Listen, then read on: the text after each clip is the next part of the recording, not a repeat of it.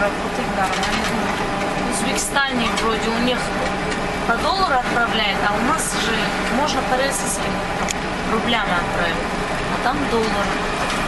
Поэтому так, ну, нормально пока работаем. Ваши друзья, знакомые уехали?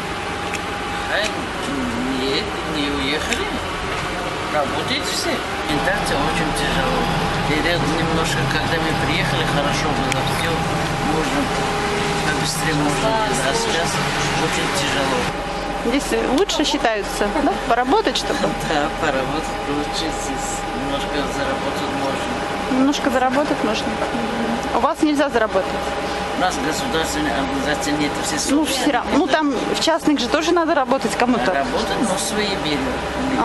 Все свои Трудно с работы, да? Здесь вот государственная пришла, например, устроилась на работу. Работаешь.